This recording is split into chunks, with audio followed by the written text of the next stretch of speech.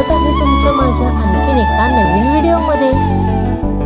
तर तुम्ही कधी डमडममध्ये बसून मजा, मस्ती, गप्पा, गोष्टी आणि त्याचबरोबर अंताक्षरी खेळत प्रवास केलाय का? तर आम्ही सर्व मैत्रिणी व आमची मुले चाललोय कुठे? तर महाराष्ट्रातील एक प्रसिद्ध पर्यटन स्थळांपैकी एक मानले जाणारे दंडोबा या डोंगरावर। दंडोबाचा डोंगर म्हणून विकसित होत असलेले हे ठिकाण महाराष्ट्रातील अनेक पर्यटकांना आकर्षित करते। हिरवळीने नटलेला हा डोंगर नेमका आहे तरी कुठे? हे ठिकाण महाराष्ट्रातील कवठेमहांकाळ या तालुक्यातील खरशिंग गावाजवळील हा दंडोबाचा डोंगर हिरवळीचे ऐतिहासिक आणि धार्मिक ठिकाण म्हणून ओळखले जाते। हे ठिकाण मिरजपासून अवघ्या 25 किलोमीटर अंतरावर आहे। हे ठिकाण पाहण्यासाठी आम्ही सहकुटुंब सहपरिवार नाही तर फक्त मैत्रिणी आणि आमची मुले असे निघालेलो आहोत। तर पाठीमागे बसून डमडममधून हे हिरवळीचे दृश्य खूप छान दिसत होते। प्रत्येकांचं ते पाहण्यात लक्ष होतं। डोंगरावरून मनाला विसावा देणारी अशी हिरवळ दिसत होती। सगळीकडे हिरवेगार डोंगर, झाडी आणि गार वारा, वातावरण खूपच सुंदर वाटले। हिरवागार निसर्ग डोळ्यात साठवत आम्ही डोंगराच्या पायथ्याशी उतरलो आणि इथून सुरू झाला आमचा दंडोबा डोंगर पाहण्याचा प्रवास। सगळे आम्ही डोंगरावरती पायी पायी निघालो। प्रत्येक जण निसर्गाचा क्षण डोळ्यात साठवून घेत होता। हा आमचा पूर्ण ग्रुप। सर्वजण आम्ही डोंगराकडे चालत चालत निघालो। मस्त असे दृश्य मनाला मोहून टाकणारे होते। पाहिली तिकडे झाडी, डोंगर सुंदर वाटत आहे। प्रवेशाची कमान, आजूबाजूला थोडाफार कचरा होता, तोही आपल्यासारख्यानेच केलेला असावा। मंदिराकडे गेलो। हे पुरातन दंडनाथाचे एक लोकप्रिय मंदिर आहे। 100 ते 150 फूट पोखरून तयार केलेल्या गुहेत नागाच्या वेटोळ्यात दंडनाथाची सुंदर अशी मूर्ती आहे। बाहेर अशा काळ्या दगडातील कोरलेल्या मूर्ती आहेत। आतमध्ये नागाच्या वेटोळ्यातील ही दंडनाथाची मूर्ती। त्याचं आम्ही दर्शन घेतलं आणि डाव्या बाजूने पूर्वेसारख्या असणाऱ्या रस्त्याहून आम्ही मंदिराला फेरी मारली। आतमध्ये खूपच अंधार असल्याने आम्ही आमच्या मोबाईलच्या टॉर्च लावल्या। मंदिराला प्रदक्षिणा घालून बाहेर आलो। पूर्ण आतमधून पाहून झाल्यानंतर आम्ही बाहेरचा परिसर पाहून घेतला।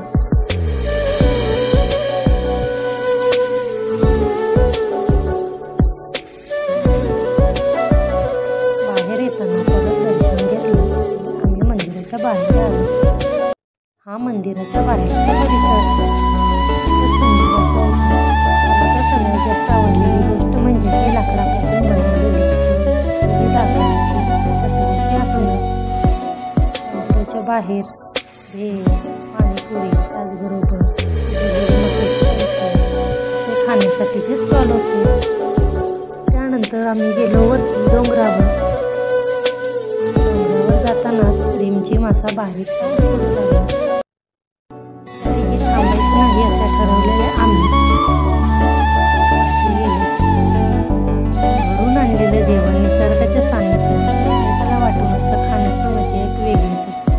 प्रत्येकाने काहीतरी वेगळं, फोडणीचा झुणका, कोथिंबीरच्या वड्या, खरडा, चटण्या, चपाती, भाकरी असं आणलं होतं। पेट पूजा केल्यानंतर आम्ही गेलो निसर्ग पाहायला। हिरवळ, खूप सुंदर असं वातावरण होतं।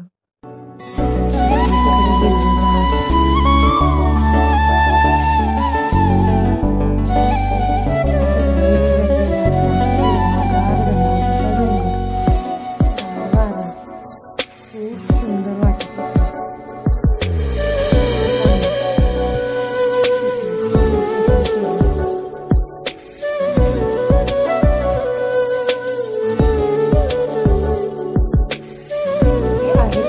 वर्षापूर्वीची शिखर. या शिखरावरून 60 ते 70 परिसर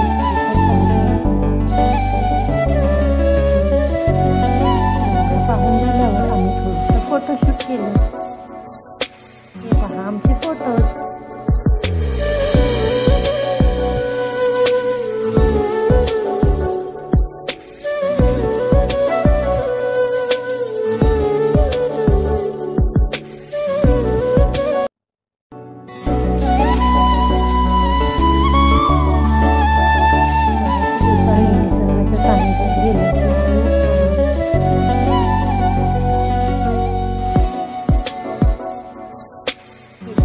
वातावरण आणि हिरवागार निसर्ग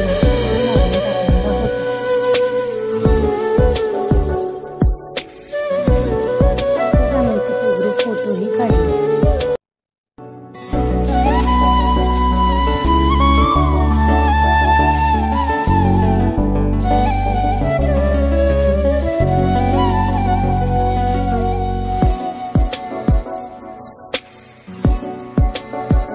रील्सही तिथे शूट केल्या.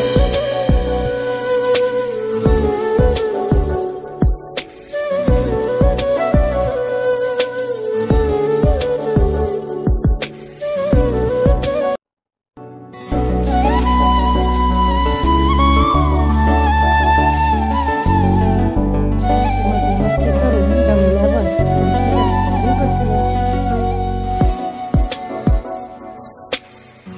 आणि सुरू झाला आमचा परतीचा प्रवास.